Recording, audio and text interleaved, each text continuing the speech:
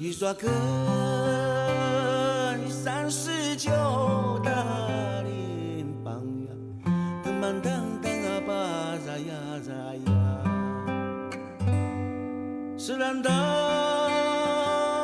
跟大树啊两样啊扎耶。So one of the beautiful things about permaculture is that it creates, I like to think of it as a basket of all kinds of different strategies to allow us to reconnect, right? To allow us to reconnect. And I've been hearing all the different speakers speaking. Okay, for those in the back. Okay, right. So it allows us a container for us to be able to work in. And I wanted to just, before we, give me a second before I bring on the various speakers. You know, I've been hearing a lot of conversation, and I know that I'm probably speaking and preaching to the choir, but I want to remind people that the planet, there's been cycles. So we're going through, and we're going to be going through a cycle where we're going to have these weather and conditions and changes, right?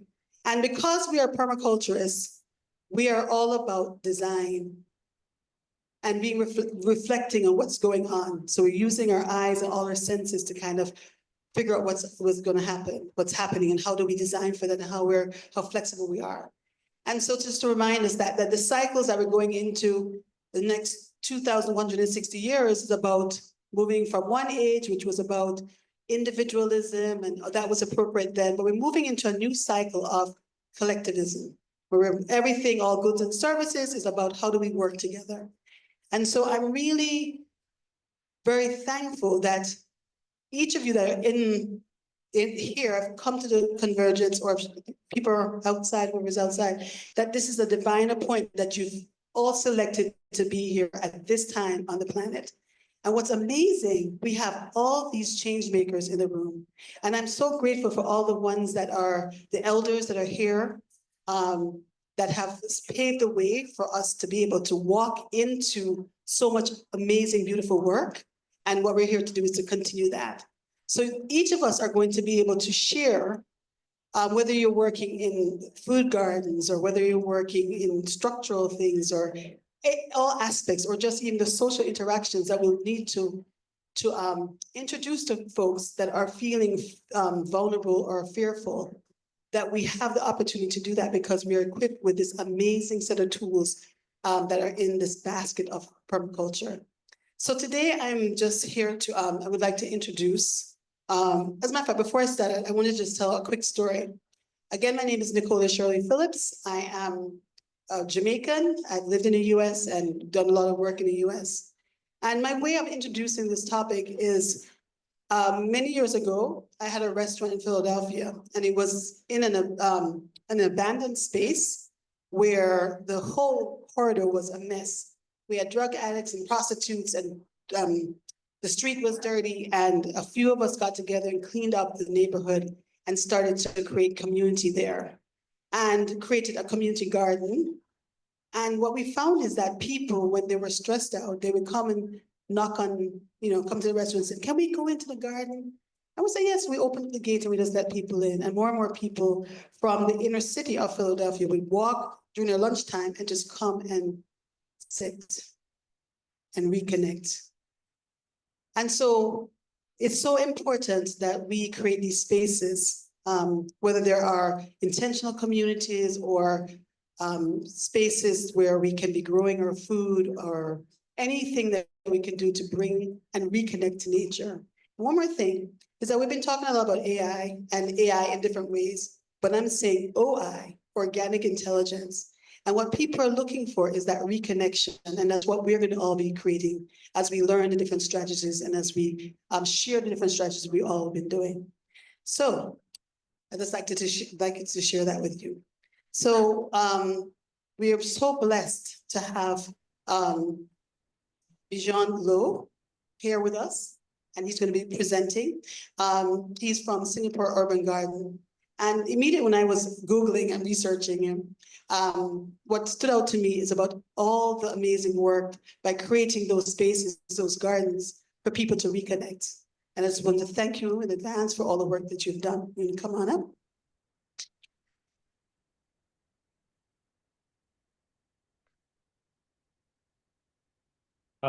大家好，我的名字叫刘烨。那我妈妈每次跟我讲，我小时候吃太多马铃薯、假红当，所以今天我要演讲，用英文演讲所以多多包涵。Hello everyone, my name is Bjorn and I'm an urban farmer. And I've started my journey in my life not as a farmer or never being connected to agriculture at all. And was doing my work in the UK, in London, through one very dark winter that I decided that life, being in tech and digital marketing, I thought it was quite meaningless. And this term that came up, hyper-techno-civility, the total investment in technology at the expense of ecological knowledge, really resonated with me. And so I left my corporate role and went to work on farms. And that kind of experience really transformed my outlook to life. And I was retrained as a new peasant, neo-peasantry, with a sheep in my yurt that I lived with for 12 months. This experience really changed my perspective on things. But with that, I kind of reluctantly went back to Singapore to explore how I could adapt some of the learnings and what I've seen into Singapore. And going home to Singapore, it's very difficult. It's a big urban city. It's very built up. And when I started to look at areas that I want to farm, there was none. And I started to look really deeper into the agriculture industry and the history of it. So understanding the problem before starting. And if you look at Singapore's historical context, we were actually very self-sustainable in food production. In 1975, we were actually exporting food. We had 20,000 farms on 25% of our land. That is about 14,500 hectares. But at that time, our population was only 1.6 million. And what happened in a span of 30, 40 years is that all the farms were phased out. Today, only 1% of our land, 700 hectares, is under production. And the strategy that the government has put in place is to import 90% of our food from 170 different countries. And this really, and I think Taiwan is one of the exporters to Singapore. But this always is a very challenging component because we consume blindly and not being involved in that process.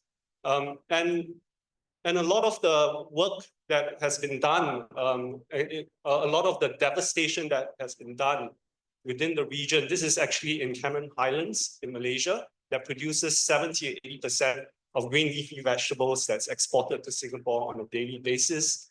You can see the degradation that's happening to grow produce for Singapore, soil degradation, ecosystem degradation, there's floods and landslides, excessive use of chemical fertilizers and pesticides, and water table pollution.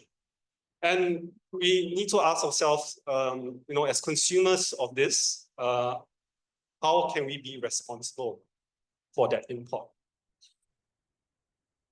But yet, the food system is a very, very complex systemic challenge. We throw away 700,000 tons of food per year. And this is in view of importing 90% of that food. But yet, even though we throw away 700,000 tons of food a year, we have 10% of Singapore households facing some form of food insecurity or food poverty. And these are two studies that were done by the universities in Singapore in 2020 and 2021. So that's the problem. And I think the intention of authorities and the industry was to address those problems with what they know best, using science and technology. The Singapore government set a goal to produce 30% of our food production by 2030. It's a big goal, and they were banking their bets fully on agrotechnology and indoor farming. And this, what happened in just the last 2 years. Many of these farms that have gotten millions of dollars in grants have started to shut down. I think this is proof that you cannot apply a flawed system over and over again. We are just making the same mistakes over and over again. In able to kind of address this, we came together as a consortium of different groups of people, architects, designers, permies, people trained in biodynamic agriculture, to kind of put down 3 principles, a lot of it guided by permaculture, but also by various experiences that we have done. And these are the 3 principles I want to share with you today. And one is extractive versus regenerative practices. So in this, you can, and this is what we have been communicating to authorities, that a climatically controlled high-intensity production system is not circular. It's very resource-intensive. It's very energy-intensive. Yet the agroecology system and the permaculture system produces a lot more circularity and a lot more value. And if you look at using permaculture concepts or syntropics applications, we had to adapt a lot of these philosophies for use in urban settings. So for example, for food foresting, we're not able to put in a lot of emergent species because of the rooftop constraints. And once we start to understand the typologies that we are working within, we are able to then convert many of these spaces that we see in the city on the rooftops into productive spaces through concepts and practices like foodscaping. However, we made a big mistake here in the early days. We took a lot of these plant knowledge, native plant knowledge, and adapted them into commercial spaces. In many sense, we have not given acknowledgement to indigenous knowledge. I think earlier Sarah shared about Principle Zero, acknowledging indigenous knowledge, which we didn't. And it's a form of biopiracy and also a form of commercial colonialism. And we have acknowledged that mistake. And in the convergence, I'll share a bit more in depth of how we have done to repair some of these mistakes that we've made. The second principle is the centralization of food production systems versus decentralized agroecological agriculture systems. So as you can see here, again, we are sort of juxtaposed or comparing 2 different systems. One is a centralized large-scale production, which is driven by the commercial world a lot and by the government a lot. And what we have done is then to put the strengths and weaknesses of decentralized systems. And I think this, during COVID and during the lockdowns and supply chain disruption, this came out very clearly on the value of having decentralized small production farms as compared to a centralized one. And the challenge on creating these decentralized spaces is that many of these buildings, especially the older buildings, were not built for urban farming purposes, was not built for even a garden. So structurally, the buildings are not able to hold the weight of the soil or the water retention of the soil. And another issue that we face a lot on is rooftop accessibility challenges. So for example, if you look at on the side, the M&Es, sometimes they are all over the roof, and you can't actually sort of fit growing food within that. And the next challenge is actually the challenge against solar panels, right? Do you put solar panels or do you put food on top of roofs? So we try and be innovative to figure out solutions like growing food under the solar panels to limited success.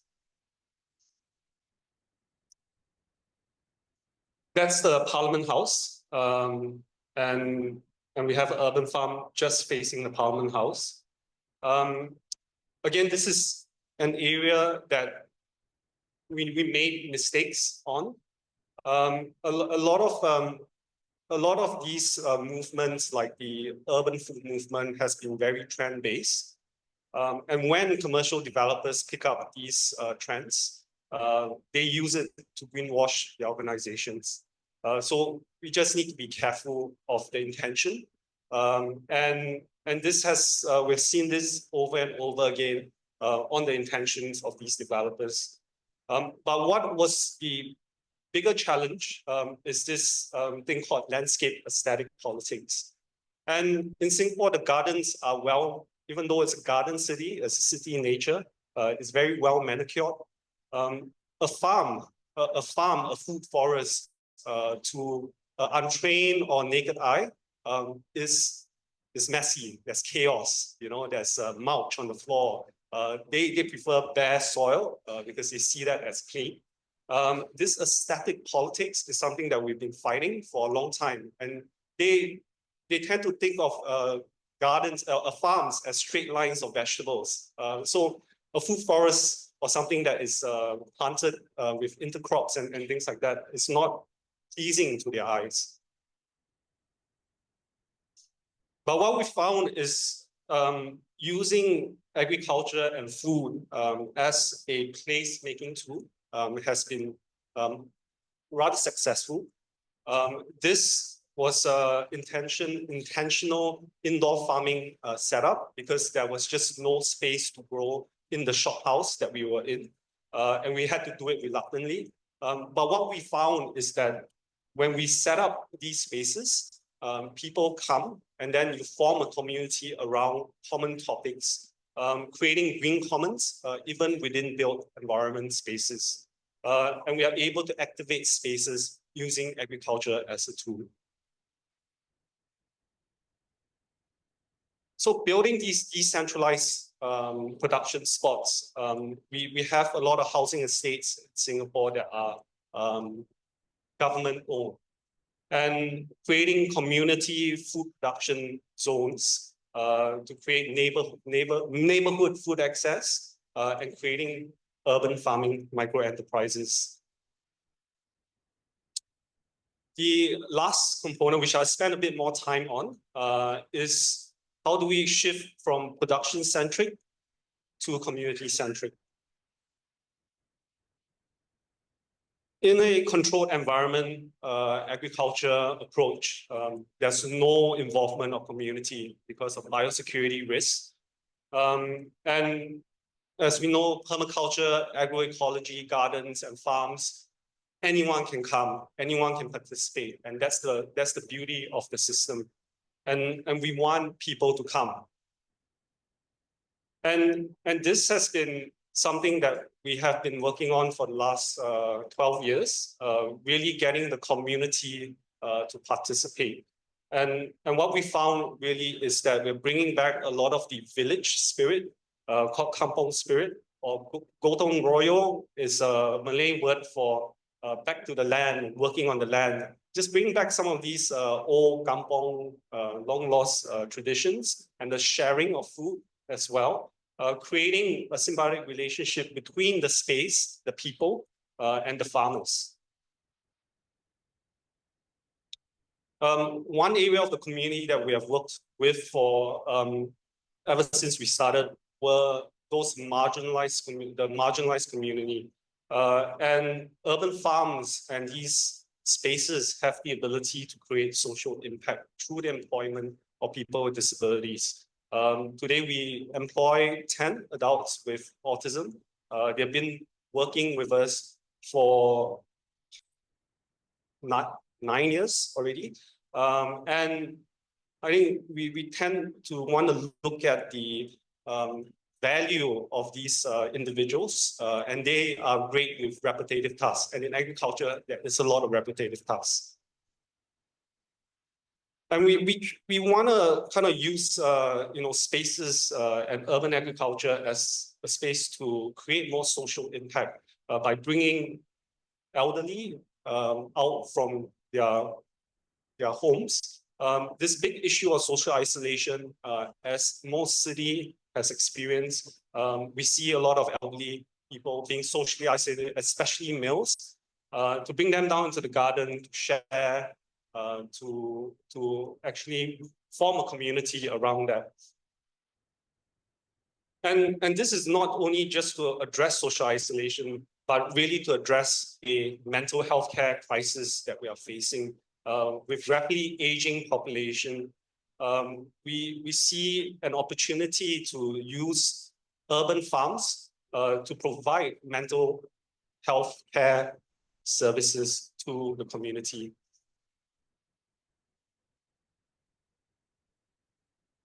We put in a strategy on how we do this. And these are the benefits of physical movement, mental engagement, social synergy, teaching them nutrition and knowledge, and psychological well-being. And these are things that have been globally defined. There are many examples of horticulture therapy in action. But what we have done as a step further was to scientifically prove a lot of these outcomes. So over the last 5 years, we have done a number of studies with the universities to define the scientific outcomes of horticulture therapy. And we have found in our initial studies on a randomized control trial that there was a reduction in stress markers within the bodies of the participants. And these stress markers like IL-6, they actually cause inflammation in the body, and reducing that can reduce depression, dementia, arthritis, and cancer. Very preliminary studies. We are now in the second phase of doing a larger study with 100 participants, elderly participants, using urban agricultural tasks as an intervention.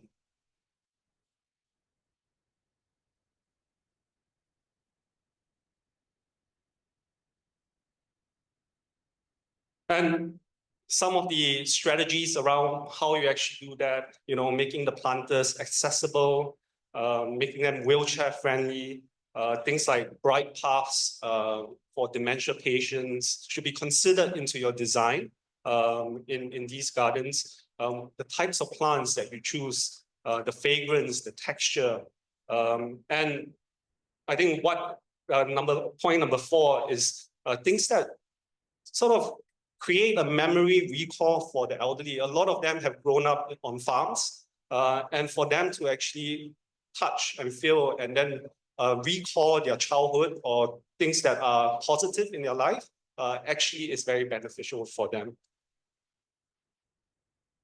And we've taken this program into the hospitals as well. This is in one of the hospitals in Singapore, specifically for the post-trauma patients. So you can see their amputees. And the process of gardening and working with edible plants has given them positive outlook. So a lot of them have wanted to take plants home after they are discharged to grow them on at home. So this is something that we'll continue to work on, specifically on healthcare outcomes. So my proposal is that we need more permaculture urban farms as places of care. And we've been working with multiple stakeholders to bring this across, and especially the government, because they control everything in Singapore. Don't say I say that. And we have gotten some headway just recently. this is a community permaculture project in one of the governmental districts led by the government. And you can see the telltale signs of permaculture approaches using cardboard to mulch before planting. And it became a community effort. And I think what is one of the starting points for us today is that we have gotten the word permaculture into Parliament. So I'll show you this quick video. This is Member of Parliament Carrie Tan, and this is the Communities of Supply debate in Parliament. Engage our citizens constructively in action for our people and planet's wellness. I propose MND to make permaculture education a national effort. What is permaculture? It's a way of growing plants and food using nature-based regenerative methods based on the ethics of earth care, people care, and fair share. It is a permanent form of agriculture which can be sustained indefinitely. It lowers the carbon footprint of food production and at the same time helps the soil used for agriculture to capture carbon from the environment. It brings and bonds different members of society together in doing so. And there we have it. So, Engage our citizens constructively. Sorry, she wasn't talking. But this is us. We are a team of 40. And I always like to end off with the Masanobu Fukuoka's quote, which I heard earlier. Ultimate goal of farming is not the growing of crops, but the cultivation and perfection of human beings. I hope we can permablitz every city in the world, and I look forward to connecting with everyone so that we can do that together. Thank you.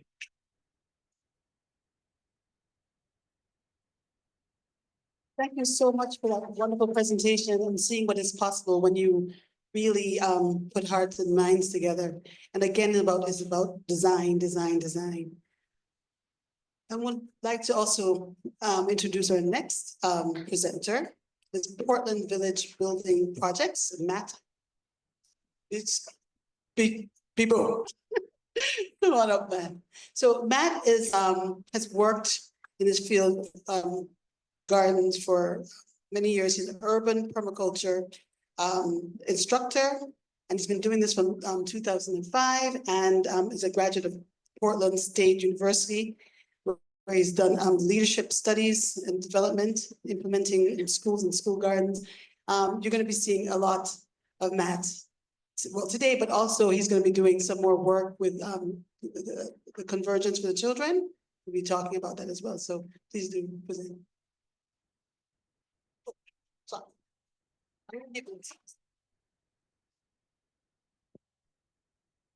Well, wow, it's such an honor and pleasure to be here. This is my very first international permaculture convergence. So thank you so much for having me.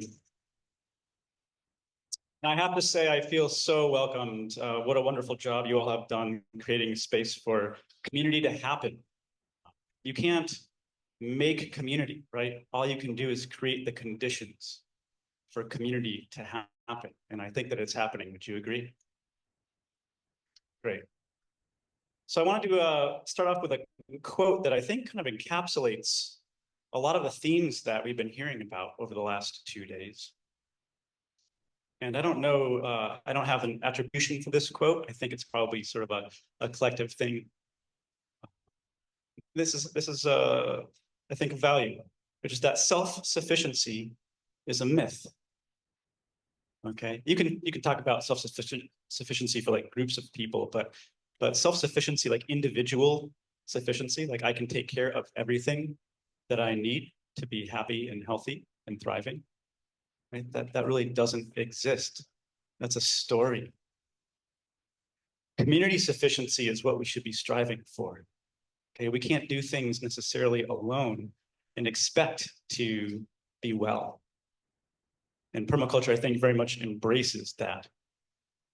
And urban permaculture embraces that a lot as well. And so I hope to share with you a story about a journey that I took working for 16 years with the nonprofit called the City Repair Project in Portland, Oregon. The City Repair Project, like a lot of great initiatives, was born out of a neighborhood, a community. A lot of times people feel like something's lacking, trying to figure out what it is. And of course, I was just sharing this with someone yesterday that, or actually earlier this morning, that addiction, yeah, you can talk about addiction of like drugs or alcohol or sex or anything like that.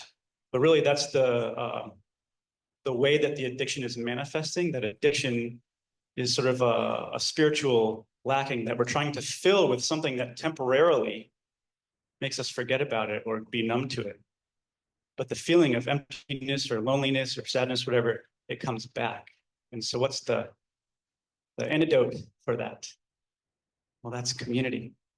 Anytime that I've felt alone or disconnected or, sad or angry or whatever, I realized that a lot of times those feelings are the strongest when I'm not connected with community. And so really, I think I came into some of this work as a way to feel whole, to feel well. And there's a lot to share, and I'm going to keep this in 20 minutes. So this is an effort that has been taking place in Portland, Oregon since around the mid-1990s. Became a nonprofit organization, I think in the late 90s or early 2000s. Started to participate in 2004. I had just moved to Portland, Oregon from the East Coast of the United States. And I was looking for my community.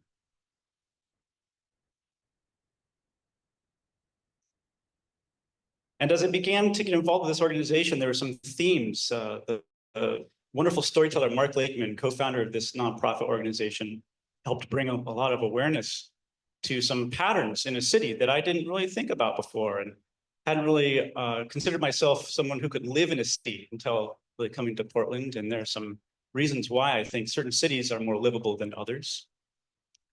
Imagine that the shape of a city, the pattern, the very form, the urban grid, what kind of impact does that have on our health and our well-being and our ability to connect with one another? Now, I don't have time to get into the whole history of this design. Believe me, it's a very intentional design. It provides certain functions. Controlling a population is one of those functions. Moving things efficiently is one of those functions. And it's a pattern, it's a design that's imposed on top of a landscape. And it looks different in different places. Some of the older cities, before there were large machines to move hills and literally transform entire landscapes efficiently, they tend to have more curve to them. But generally, cities are defined by a north, south, east, west grid that follows a pattern of land division that goes from a large scale all the way down to a neighborhood block. And consider that when we're in a city environment, one of the aspects or qualities of that is that we're surrounded by a lot of people. Okay? But it also happens to be the case for a lot of people that even though they're surrounded by people, when we're in a city, sometimes we can feel the most disconnected. How is that possible? And it does have to do with the very design of the city. And while it doesn't really make sense to completely rebuild, that would be a big use of energy and resources. The city is a built environment. There's a lot of energy already embedded there.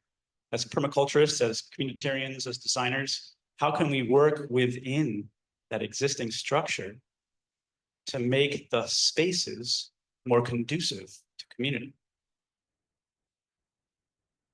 So this is an aerial picture of Portland, Oregon, like many cities in the world. It's kind of created on a grid. And this is sort of like the more downtown portion. Some of the buildings take up the entire block. Now, I've talked with many people about the places that we live, and a lot of times folks are saying, oh, Portland sounds like a really wonderful place. And I think that it is, has its problems like many cities do. But the story of Portland is a story of finding ways to create community inside of a structure that's not conducive to community. And like many efforts, we've heard from multiple speakers so far about the sort of waves, the generations of transformation, of design, of taking the efforts from our predecessors and finding new and creative ways to make them relevant for today. And right up until the 1950s, 1960s, there was not much that was unique about Portland, Oregon. Certainly compared to other cities, I'm mostly of European descent, and in a country like Italy, there's an aspect or a feature of a lot of cities there that is a reflection of human nature and our desire to connect. And those are the piazzas, right? You're familiar with the word piazza? It's not pizza. It's a gathering space. It's literally space created by buildings. So buildings, oftentimes think of them as they're taking up space. And in a sort of more modern architectural sense, it's the building that's the highlight or the focal point. But some of these older cities, the buildings were designed to create a space between them. And that's a pattern that goes back really, really far in all of our history. I don't have time to get into all the details, but there's a certain quality and protection when you surround yourself. You create sort of a nest-like feature. The theme of a nest is actually a very important one for making spaces very comfortable. But you see something that's kind of unique here. There's a bright patch. And this is actually a mural that was painted on the rooftop of a low-level parking garage that was about to be torn down and turned into a department store. And the citizens of Portland, Oregon, knowing that their city did not have a central gathering place, protested this planned development.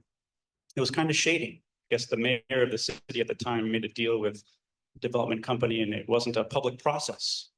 And people said, hey, that's not cool. We actually would like to be a part of a process for deciding what we do with that block. And so as a form of peaceful protest, the mural was painted on the rooftop of this parking garage to make a statement so people would notice, bring attention to what's going on. And this was actually during the time of an election of the mayor. So the mayor who was in support of this department store being built was up for re-election. There was another fellow who was running against that mayor, who was very much about community support, very much about community process, and got very much behind this effort to create a gathering square, a piazza in the city of Portland. And the short story is that that's the guy who won. And instead of turning into a department store, this building was turned into a community gathering place. And so now Portland, Oregon has a block scale common space that is a pattern that we see in a lot of cities and that we've seen in a lot of villages that goes back as far as humans have been living in a place for durations of time, where we're surrounding kind of our gathering spaces with things that meet our needs, and that sort of becomes like a center or a square. And the theme of the crossroads comes up a lot because even before there were any cities, what was the distinguishing feature of that location? Well, it was where two well-used paths would cross. And it was a good point for trading and meeting up. And that's where villages and settlements would start to emerge. And as population grew and as construction technologies changed, that's where the cities kind of came. So this pattern exists all over the world. And it's very much a human design. And so today, if you have, or if you ever plan on visiting Portland, Oregon, I encourage you to visit what's called the Pioneer Courthouse Square. Unfortunately, they named it after a courthouse. But, it's a wonderful place right in the center of the city. And there are different community events that happen there, concerts. They have like a flower festival and all kinds of stuff. So Portland has this space that would not have been possible had it not been for the desire of people who live there to say, this matters to us and we live here, so we actually want to say in what's happening. I'm going to jump up a couple decades here. This is sort of the roots of the city repair project. Having had this history in Portland, and since that time, Portland became a city where anybody wanting to run for any elected position knew that they needed to be supportive of community process, a participatory process, if they wanted a chance at being an elected official. So Portland began to develop a reputation where community input was really expected. And that's part of what makes Portland the unique place that it is. And so this is taking that idea of reclaiming the crossroads to a neighborhood scale. A group of neighbors wanted to say, hey, well, why do we have to go so far to find our gathering space? Nobody actually ever agreed that all of the streets in the city are just for cars. History of streets, if you look back at historical photographs, you'll see that there's all kinds of human activities happening in the street. I'm thinking of photographs that also were of a time where we had a deeper relationship with animals as a means for transporting ourselves and our goods. And there'd be vendors all over the place. And, as we tell this story, it'd be birthdays and weddings and funerals and all kinds of stuff happening. The roads were multifunctional. And over time, as they got wider, as we lost the fruit belts, as the human features got pushed out to make room for increased transportation, vehicle transportation, we lost that. But nobody agreed to that. That was not a decision that people made. Hey, we don't need to gather. You guys can just take that over and make it a dangerous high-speed road. Sure. No, that conversation never happened. And so this group of neighbors in Portland in the 90s said, hey, why don't we take this intersection that is in our neighborhood? It's a quiet road. Doesn't have a lot of traffic. Why don't we intentionally put ourselves back into that space? Why don't we find ways to have that space serve a function? And there's this sort of saying that this organization uses a lot, where the mission is to transform spaces into places. Places where people are welcome. Spaces maybe are just underutilized or they're not serving their highest purpose. And so a mural was painted in the road. And this was a community effort, and I can't tell the full long story, but this was not done with permission. The city wasn't that excited about the fact that this happened, but they were curious about the impact of this intersection. Of course, want to make sure that people are safe. And so there was a study that was done, a study on the impact of this intersection painting in the neighborhood. And across the board, the metrics were that it had overwhelmingly positive impacts in the neighborhood, from slowing traffic, increasing the sense of connection between neighbors. They reported that vandalism and those kinds of crimes went down, probably because the kids that might be messing around were more involved in creating this. So this sort of was the act of defiance at a community scale, at neighborhood scale. And so the city retroactively gave permission for this to happen. They said, okay, well, the political winds are pushing in this direction, so we might as well go with the flow here, but we want to make some conditions. It has to have the support of 80% of the neighbors within 2 blocks.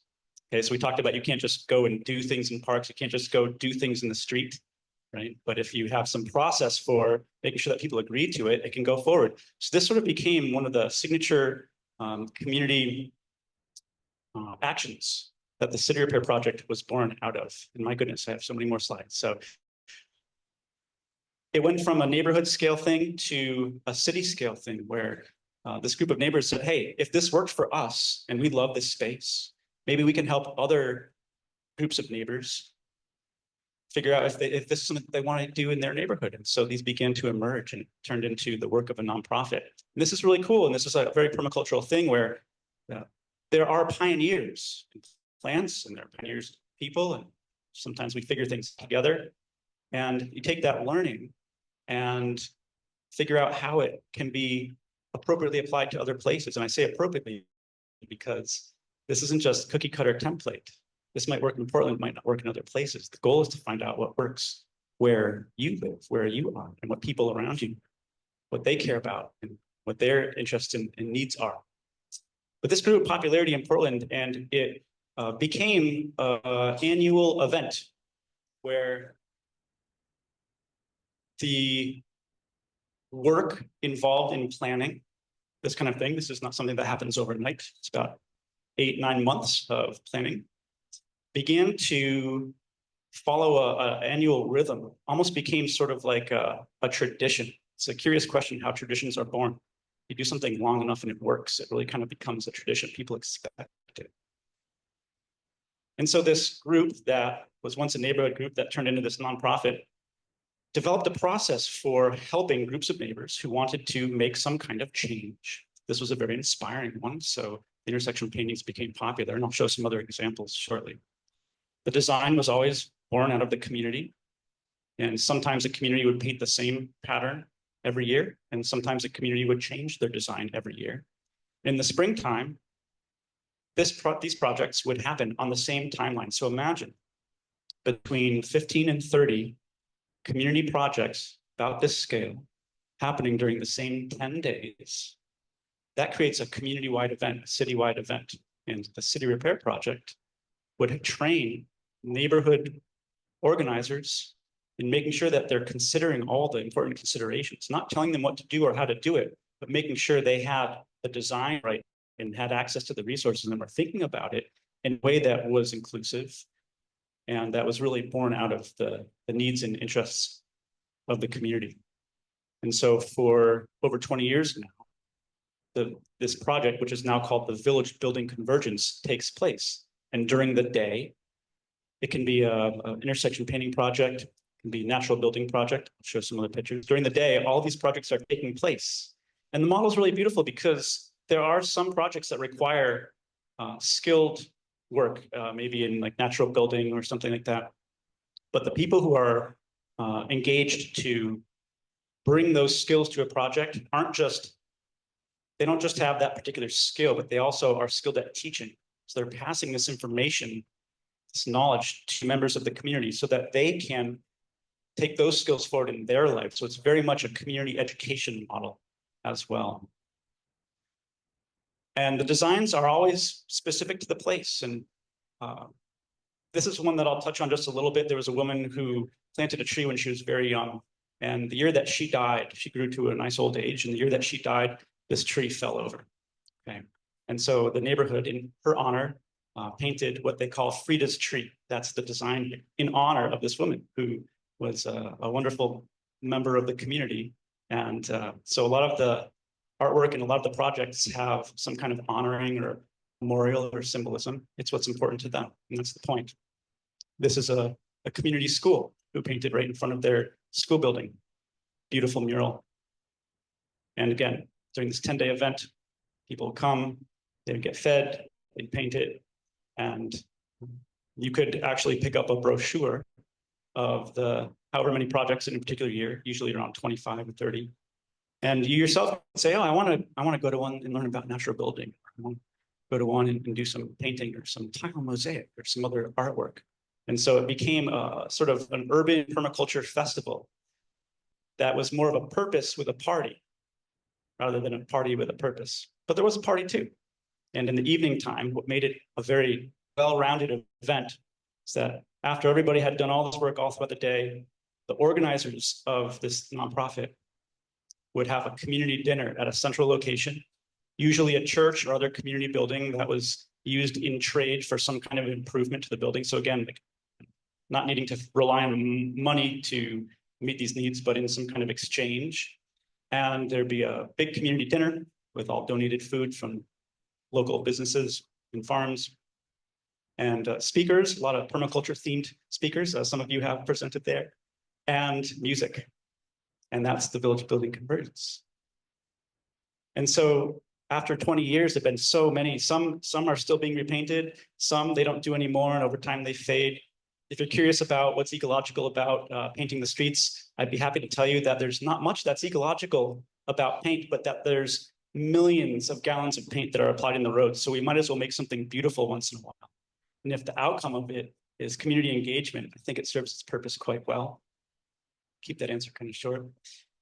And these intersection paintings, they would usually be the initiating community feature because they were so bold and people would see it and come and ask questions and get involved. But then on the corners, the community would say, oh, what can we do over here? What can we do over here? And so there'd be features added to it so that it actually became a design in the intersection of features, usually benches, some kind of community information kiosk, free library, little free tea stations, all kinds of things. Whatever people could think of, whatever they wanted to do, they do it. In the City Repair Project, in certain instances, if something needed a permit with the city or needed to go through some kind of engineering process, the organization would connect the community group with free or very inexpensive resources so that it could proceed. And the designs, I mean, I'll have to just show more pictures to folks if you're interested, because I could show you pictures for hours, like structures that are at the edge of public and private property. Like that's a really hard thing for cities to give permission for. It's like you're not supposed to use those spaces, but the invitation into people's yards for sitting and having conversation, just getting a chance to meet and talk, creating spaces that are conducive to connection, to design connectivity back into cities. That's the goal. It's a bench in the shape of a dragon in a neighborhood school, tearing out unused parking lots or underutilized parking lots to reinstall living landscapes. Okay, D-Pave is now an organization that was born out of one of the projects of the Village Building Convergence. We need to take a lot of hard services out of our cities that aren't serving their purpose. Right? So that's a community project, and not possible economically without a lot of volunteers, and that's the point. Rebuilding center, access to reused materials. A lot of the projects would use a lot of reused materials, and the ethic or ethos of not needing to buy new things because cities are streams of waste, but it's not waste if there's purpose for it. So how to think creatively about what materials are being used. That was part of the educational offering. And I'll have to wrap here soon. Outdoor classrooms, right? I'll be presenting at the Convergence about permaculture education. So creating space, creating a zone zero gathering location on school grounds so that the school garden can be utilized more. It's very hard for teachers to take advantage of the school grounds if they don't have a place to gather, get out of the weather if it rains or what have you.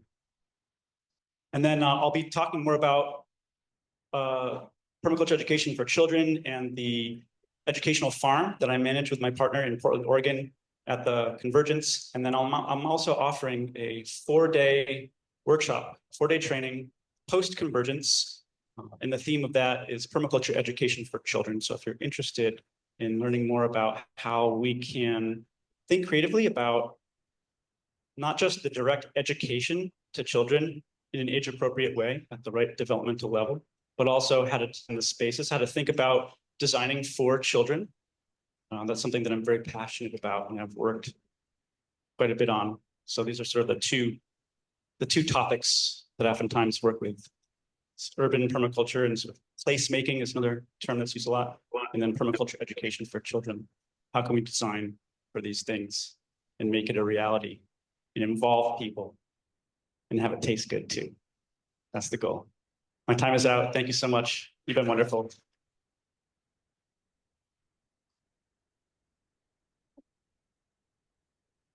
Thank you so much. What beautiful work. What beautiful work. Again, design, design, design, and all the influences of permaculture through it. So we have one more presenter, and it's going to be an online presentation all the way from Australia. Person come up. Community Food Forest Project by Gavin Hardy.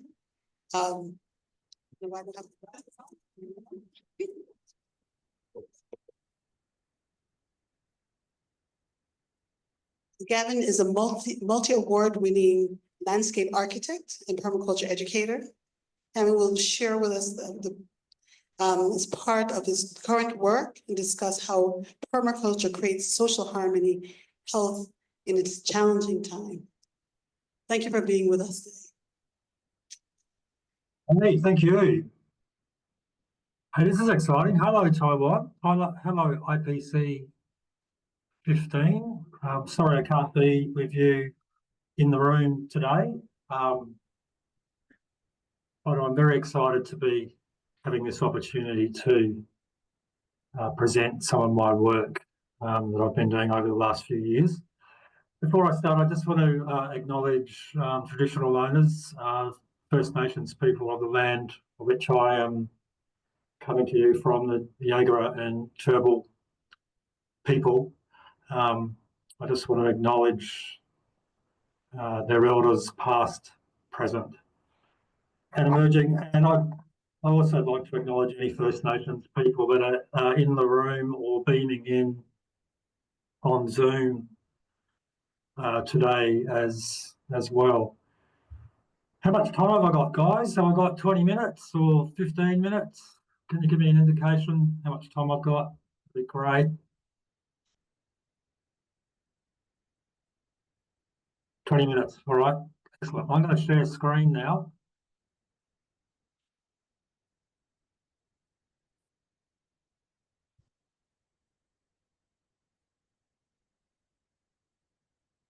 And hopefully you can see my presentation. Today I'm going to talk to you about community urban agroforestry. I'm going to get into a bit on the design process and some inspirational projects around the world,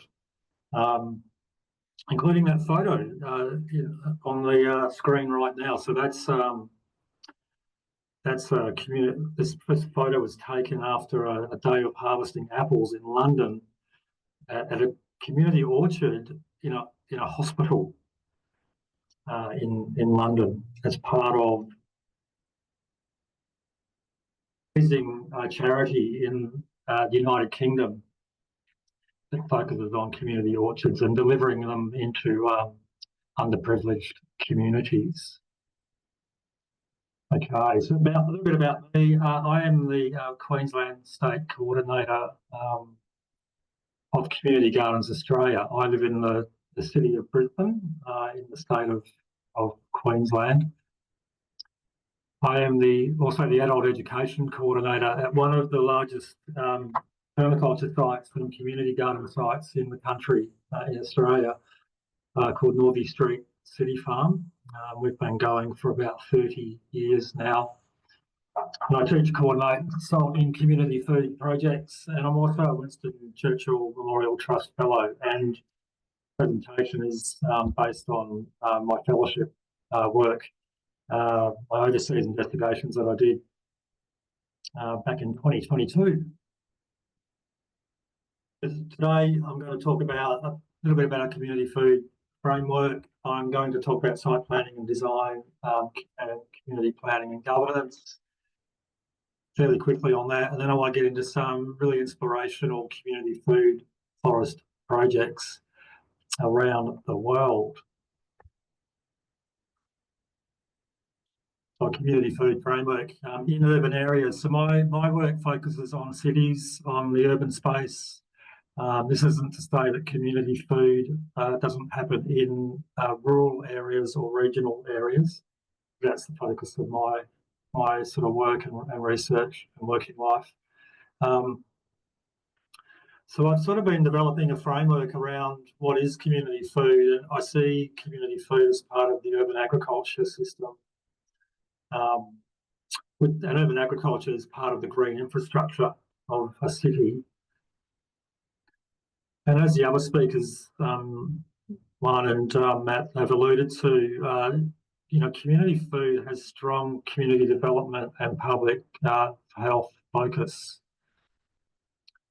And of course, community agroforestry, which I'll go down into a little bit more definition around that. Mostly food forests and orchards in public place are part of the community food system. Okay. And so there's different models of community food, and community agroforests are part of that, but there's also things like edible school gardens. That's pretty big in Australia. Got some really great examples of kids growing food in schools. Allotments, the traditional allotments that sort of came out of Europe, have been around for a long time, where people typically grow vegetables on a plot of land. Learning gardens, city farms, growing food on the street verge is a very popular thing now in Australia and around the world. So there's lots of different models for doing community food, which sort of informs our site design and site planning process.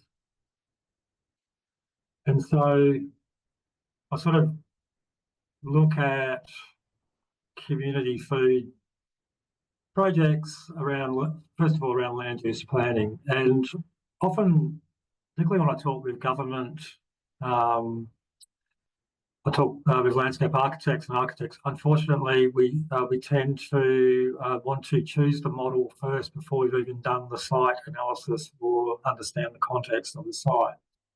And as we know as permaculturalists, this is what we need to do. We need to get our site planning and analysis done up front before we even consider what sort of outcome we're going to have. And that image actually on the top right there is a site analysis plan at David Holmgren's property, Meliadora in Victoria. So that's a bit of David's work there. So it's important to choose the model that we're going to use according to the site and the context. We need to understand the physical features, as we all know as permaculturists. And we also need to understand the cultural context of the places that we're working. You know, how people move through a place, what are their food preferences, what's their available time, their knowledge and experience, and that all informs our site planning process.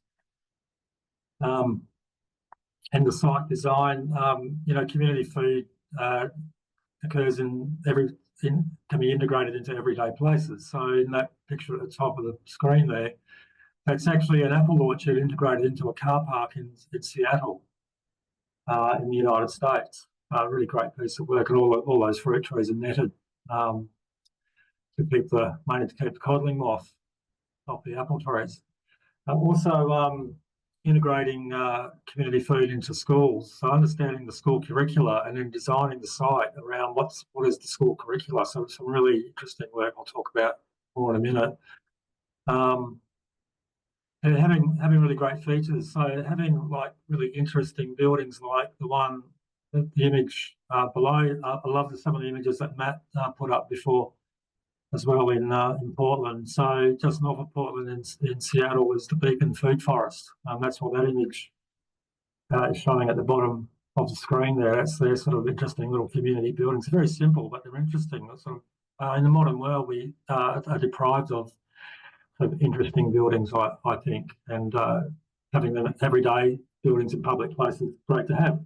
And building habitat devices into our community food spaces, particularly in places where the biodiversity has really gone down, like in Europe, not so much in Australia, but in Europe, we really need to be rebuilding habitat.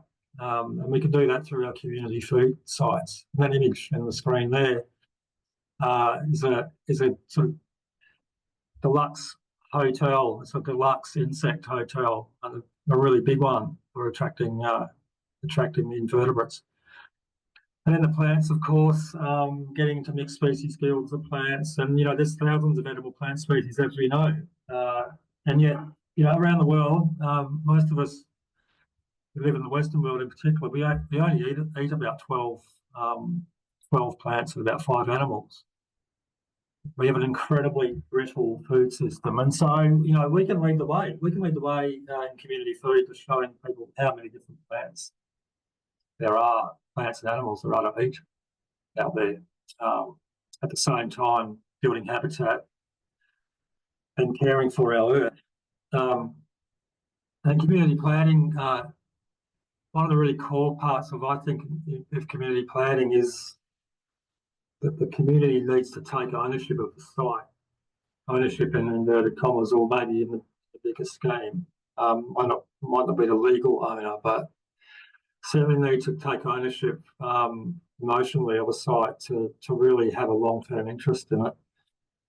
And so there's a whole lot of participatory planning skills, techniques and processes, co-design processes, charrette-style design workshops, building and permaculture design courses with a practicum, so bringing in the students into a site and working with community to come up with a design. And determining really good decision-making process, you know, decision-making by consent. not necessarily by consensus, but by consent. It's a process that I always try to recommend to communities. And then governance models. So typically, not-for-profit groups are managing community food spaces, but that's not to say that we can't do it as a private model or a commercial model. So there's a really interesting work being done in the United States with people owning private land, but inviting community in as partners to work on community food projects. In the longer term, you really need to have paid coordinators. So that implies having social enterprise around community food to pay the coordinator. And we need to do forestry, orcharding, and garden skills training. In the UK, there's the certificate of community orcharding, which is run by the Orchard Project. And there's other initiatives around the world too, volunteer training programs and that sort of thing. So there's lots of good stuff that's out there. So in the remaining time that I've got, I know I don't have a lot of time. I'm just going to give us some inspirational community food forest projects around the world. These aren't community orchard projects, they're food forest projects. And just a quick reminder, what is a food forest? What mimics the patterns of relationship found in natural forests? The classic 7 layers of canopy. And they're highly resilient and abundant. They utilise long-lived plants that are arranged in guilds, and they've been around for thousands of years. So Martin Crawford in the UK, he reckons they've been around since the last ice age, and so they've been around for a very long period of time. And one of the longest running ones that we sort of know of is one in Morocco, and that. This is the one that Jeff Lawton came across when he was on a surf safari in the 1970s. And they were on the surf was flat down at the coast, and Jeff and his mates decided to go up into the hills, and Jeff needed to relieve himself. They got out of the car and was having a nice time, and he looked out and he saw this sort of view. He saw these date palms with olives and citrus below and broad beans below that. And so this is thought to be the world's oldest public food forest. It's about 2,000 years old. There's written evidence about it. It goes back 400 years. And it's 65 hectares in size. It's possibly the world's largest food forest too. And it's completely surrounded by desert. So desert's context, sort of desert mountains of the Atlas Mountains in Morocco. And those other photos there, this fellow in the middle of the screen, he's actually harvesting bananas in the desert in Morocco, and there's permanent water flowing through this food forest. It's a really amazing sight. I would love to get there one day. So back to Beacon Food Forest in the United States. Beacon's quite incredible because they're growing over 1,000 edible plant species, on a site that's, I think it's about 3 acres in size. It's not that big, so 12,000 square metres in size. And they get lots of volunteers to their work sessions. They often get 50 or more volunteers, but that might have gone down since COVID. And they give away all of their food. It's an open site, and people are very interested in just coming in and harvesting food. And it's an amazing project.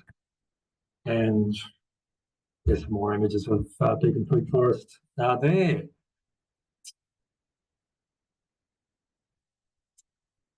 One of my favourites is the Food Forest for Schools project in Miami in the USA. There's a team that's working on 28, it's probably a lot more than 28 schools now since 2022. So elementary schools or primary schools, they're incorporating food forests into the schools, and the children are coming out and doing their maths and science in the outdoor classrooms in the food forest, and they're finding that their results are going really well. These are kids who come from really poor neighbourhoods, and so they're doing really well. They're learning about gardening and nutritional education in the food forest, taking food home to their parents and grandparents. And the teachers are fully supported by a team of about 15 people that come in and help the teachers maintain and grow the food forests. Artwork takes place in these food forests. They're growing some pretty interesting plants, interesting from my point of view anyway. And in the middle of the screen is Eddie Racinos. Eddie's one of the program managers for the Food Forest for Schools project in Miami. This is another great project in the Netherlands, in Rotterdam, called Cooperative Undergrond. They integrate lots of food forests with buildings, so into hospitals, schools, apartment blocks, different places all through the city of Rotterdam.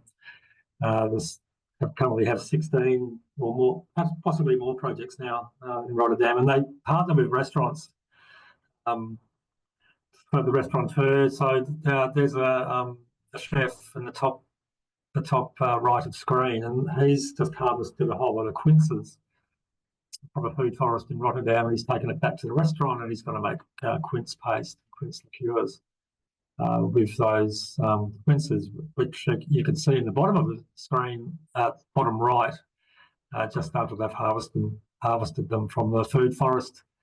Some really interesting plants there. The image in the centre of the screen is a medlar.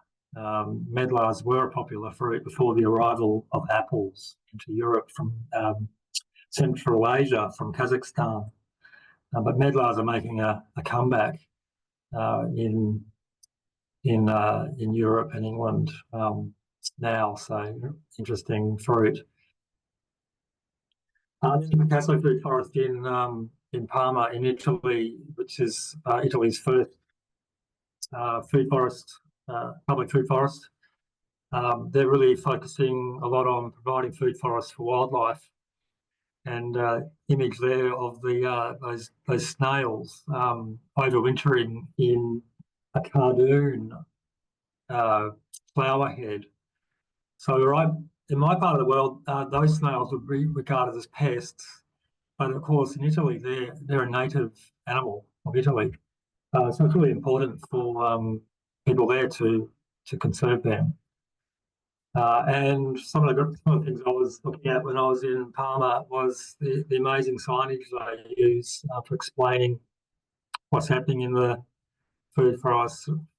Some amazing images of all the different plants and animals, mushrooms and fungi that are in these food forests, and also public water bodies in a food forest. So they've worked out ways to make these public water bodies safe, no drowning hazards, also having good fencing.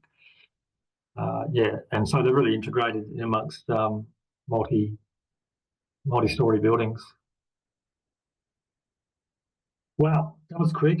I think I did that in less than 20 minutes. Awesome. So that's thank you for listening, everyone. Yes, my name's Gavin Hardy. You can get in contact with me through YouTube or LinkedIn. You can have a look at my Churchill Fellowship report, which is the basis of this presentation. And I currently work at Northey Street City Farm in Brisbane, where I'm also a co-founder back in the 1990s. So I'll just put the QR codes up there. You can focus in on them and link in. I'd love to connect with you and see what you're up to as well. Okay, thank you. Other presenters back up so we can have a conversation. But you are an architect, and I know that some interesting things must come across your desk. What right now are you really excited about? I know there's probably a couple of proposals that you're coming up against. What exactly are you really super excited about? Well, I'm super excited about a project I'm doing with a very high profile client in Queensland in government. I'm not even allowed to see who that person is, but if this project comes off, it'll really raise the profile of community food in the state of Queensland. I'd love to be able to share more, but I can't. Yeah, so that's something I'm excited about. I think we're getting a bit more traction in government quarters in Australia with our different community food projects, whether they're agroforestry or straight up food vegetable gardens in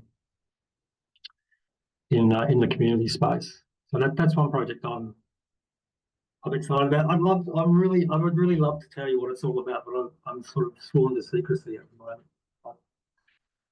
I'm hoping that when you get a chance to share it, that we'll all get a chance to hear about it, because I think it's going to be pretty dynamic. So I'd like to invite you all up. Don't leave, because we have questions for you. Yeah. And thank you for collecting all those slides for all those amazing spaces. Yeah, I have a lot more too. I realised I was going to be stretched for time, but there are some incredibly inspiring projects out there, and there's a lot to learn about, you know, the trials and tribulations that people went through to get these projects to where they are now. And I mentioned the site that I work at, Northey Street City Farm. We've been known for 30 years. We have a food forest within our farm, and we have an orchard. We have kitchen garden and a whole lot of other growing spaces. So for me, that's an inspiration too, just be able to been working with people for a very long time and getting these projects happening. I find that very inspirational. And everybody can give Gavin another round of applause for all the amazing work and all that design work. Again, design. So before we open up questions, again, I just want to say thank you for all three of you really stepping into your purpose, right? Because if you didn't, take that call and step into it, we wouldn't have all these amazing spaces for people to interact with and all the good work that you continue to do. I did ask him a question, what is he excited about? What are you excited about? So I've been working in the space for, I guess, 14 years, and I'm trying to move away from the urban space into a rural work and moving countries as well. So I'm currently in Australia, and I'm in a rural area where I'm trying to adapt a lot of what we have learned from the urban spaces into rural frameworks. So community healthcare, because it seems that a lot of it is adaptable, and how then that can be scaled within the rural areas to support the communities there as well. So I'm excited about that, but also fearful because it's different, but yet the same. So it's always fear of the unknown, and the rooftops, they are not sizable, and when you come to a field of 10 acres, it's a whole different ballgame. So that's kind of trying to get my head around all of these challenges, but also the positives as well. Thank you for sharing. And so, what are you excited about? Well, I guess we're at a time right now where there are a lot of things that people are worried about, and I'm excited that you all are here, and I'm excited that you are all doing amazing work in the world, and have a lot of hope and faith that if we find ways to stay connected with each other when we're faced with adversity, we are resourced in each other. And that's something that I learned through the work that I did with the City Repair Project, which is that even though a lot of the projects are focused on community connectivity to create a more livable neighborhood in a city, the value, the function of having those connections can come in real handy when we need to rely on each other, because increasingly we're less able to rely on governmental support, outside resources. So I'm excited that we are continuing to find creative ways to stay connected so that we can be resilient and regenerative and create the future that we want our children to grow up. Thank you so much for that. So I'm going to open up for any questions right now. I know there should be many questions. So who would like to start? There's a young lady. Hi, this is a question for Matt, and I know I'm going to struggle to frame this question, but I'm going to try anyways. And this is also throwing down the gauntlet, just to be clear. Basically, like the school systems that I work in, there's the primary, and I think it's very, very sort of clear that the main paradigm, the main frame we're still working from is like, how do we keep up in terms of maths, science, English with the Netherlands in Australia? It's still the number one dominant thing the teachers are still after, and the principal's still after, is always going to be maths and science. And when you frame things in terms of maths and science, you're more likely to be successful. So I want to know, and I want people to think about, you know, how do we, because I was thinking the other day that even if you dumped everything else permaculture does, it would still be a really good teaching framework for maths and science. You'd still be able to build rocket stoves. You'd still be able to look at microbiology with compost. You'd still be able to do all these maths and sciencey things. So I suppose my question is, do you have any clever ideas? It's probably not the place to ask you, for breaking down really basic permaculture activities, you know, as a way of getting them into the school system? Yeah, that's a really great question. And each context, even different schools within a city, different school districts, different countries, the conditions are all different. And as permaculturists, we have a responsibility to always consider the context appropriateness of our work and what we're designing for, to ask that question. And so sometimes someone earlier actually mentioned, you know, having connections, knowing the people to talk to, even people that are in positions of power who, you know, like to say no to things, there are still ways to reach their heart. Like we heard from earlier, Satish Kumar saying that if you can connect with somebody's heart, a lot of times no's turn into yeses. And so I would say, like, something that's true everywhere is that if we're more willing to connect with people through kind of direct passion and desire, there's a shift that happens, you'll find. And this is something that I experienced many times with community projects and schools as well, which I'll talk about in my next presentation in a few days. If people can see that your purpose is not to sell something or to push something, but that you're trying to help, and you're seeing the person not as an obstacle, but as an ally, those no's have a way of turning into yeses. I'd like to also add to that as well, because, you know, we see that so many systems that they designed before are falling apart. So you'd be surprised if you just maybe mention it or have a conversation.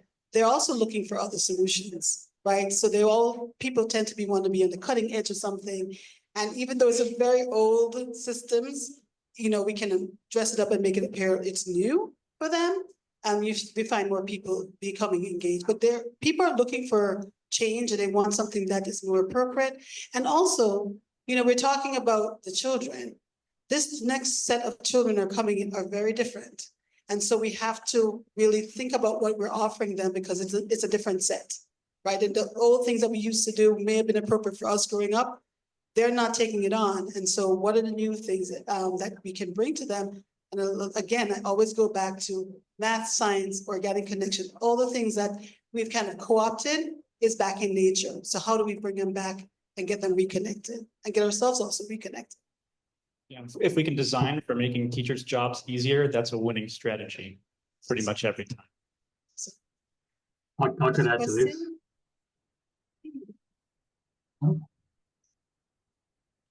A lot of time we're trying to find good models or new sort of paradigm. But sometimes we need some unsuccessful or failure, or things that you can sort of giving a little bit of 1, 2, 3, try not to get into that. So maybe all of you can provide some of, try not to get into that, or be aware of something. Could you all talk a little bit of?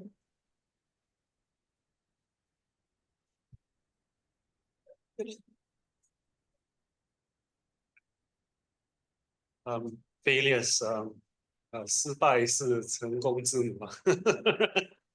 So failures is a part of success. And I think within our journey, we failed so many times, made so many mistakes, which I shared, I think in my presentation, the mistakes that we made. But I think being conscious of knowing that you have made those mistakes and then trying to repair those is an important step to reconciliation or to kind of refinding yourself and purpose. So now I've set certain agendas and sort of push to then try and correct those mistakes that we made in the past, being more aware and with my eyes wide open. I hope that answers your question. As an educator, there's a lot of value to conveying, whether it's to children or adults, that mistakes are tools for learning, but not just that the goal of an education shouldn't be to hear the right answer from the person that already knows. That doesn't help anybody else in the room, but to actually encourage people to strive to understand and to learn. So I'd rather hear an honest effort to figure out a problem or an issue or something like that than to just hear from the person who has already figured it out and knows. And if that works for kids, that should be able to work for us too. And there's no shame in trying and learning. That's part of being human. I'm also going to ask Gavin do you have a comment for that question? I'm wondering if you could just repeat the question for me, please.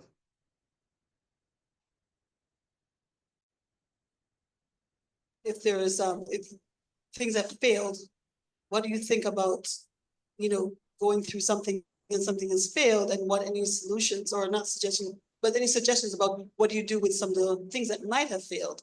Because I know that being an architect, you have to draw something and something doesn't work and you're designing it, and you have the opportunity to take that paper and get rid of it. But what other projects have you done? Maybe something didn't work and that you'd like to maybe, what lessons did you learn from it? Yeah. Well, design is an iterative process, and it's making mistakes is part of the process.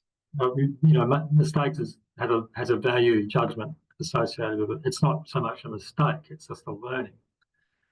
So this is important. When we plant our gardens out and our plants fail, that's an opportunity for us to observe and interact. It's a principle in permaculture, isn't it?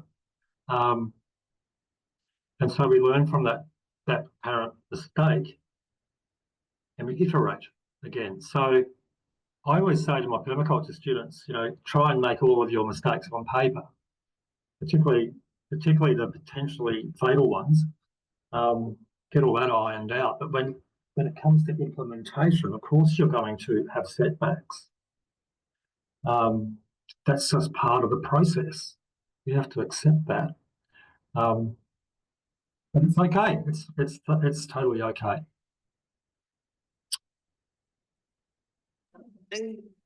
Just a little.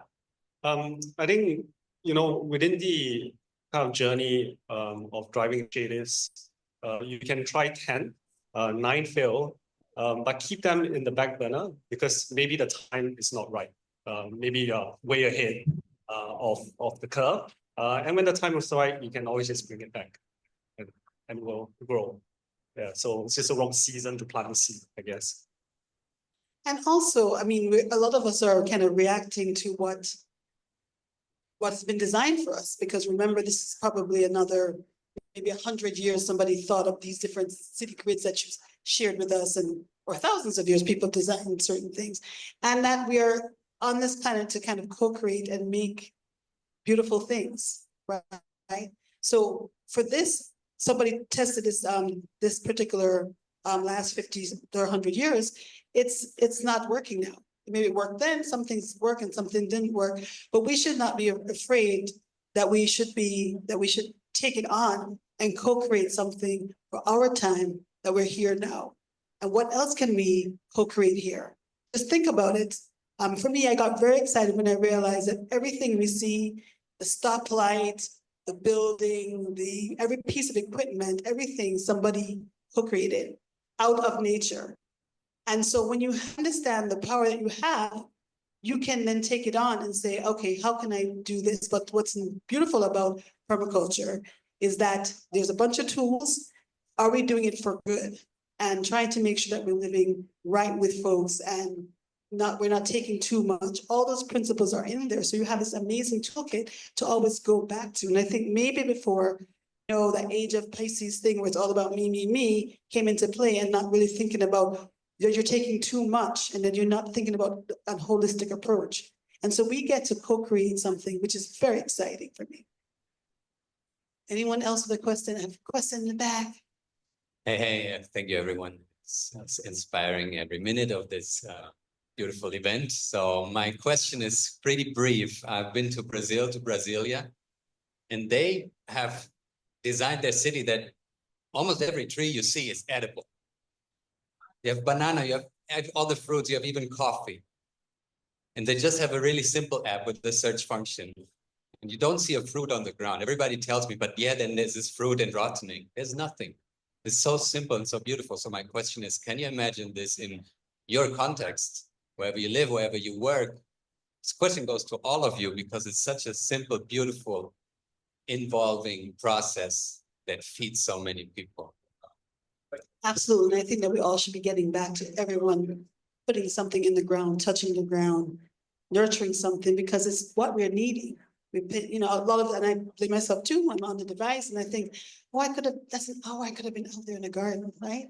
So it's definitely, I thank you for reminding us that that's what we're supposed to be doing. And somehow we kind of gotten disconnected where we feel like somebody else is responsible for growing food for us. No other animal does that. So we need to remember that we're divinely connected to everything. We're not separate, and we're responsible for making sure that we're doing our medicines and our food is medicine and making those connections.